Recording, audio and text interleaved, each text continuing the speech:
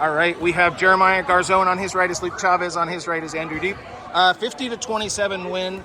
By the way, I scored as many points in the second quarter as did Calvary Chapel. So, for the record, all three of you guys played a big role. Before I ask him about, can you guys talk about how well I really admire or appreciate, respect the way he runs the offense? Can you guys talk about how Andrew runs the offense? I see him as a brother role to me. Like, I love him all my heart. Like, he's my point guard for life.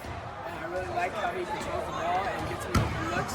And when I need help, he tells me the answers. Like, if I don't hear coach, he lets me know. Yeah. Okay. I think Andrew being the point guard is just amazing. We just have full trust in him just to make the right decisions, just to control the ball, control the pace, just do everything basically. Okay.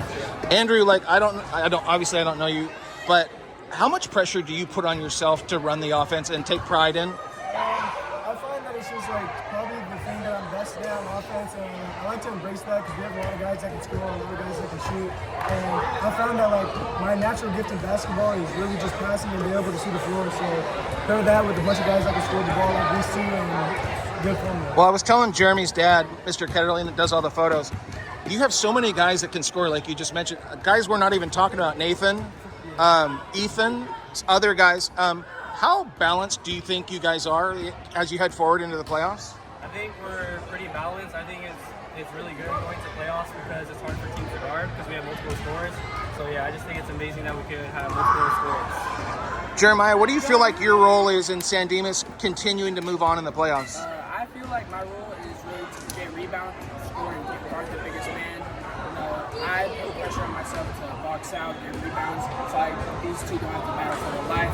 And that's just really how I see it. Okay. One last question for each of you, something different.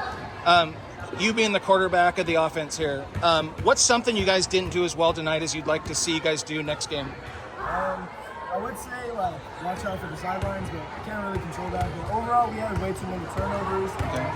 And it wasn't our best offensive game at all. But we made effort on the defensive end, but I would like to see the clean up the turnovers because that was really hard. Okay. So, Luke, who's someone that's not in this threesome right here that played what you might not see him in the headline, but they did their part tonight? I think Angelo Ferris, he was really good on the defensive side. He locked up the best player, played full deny, rebounded, just amazing all up. Okay.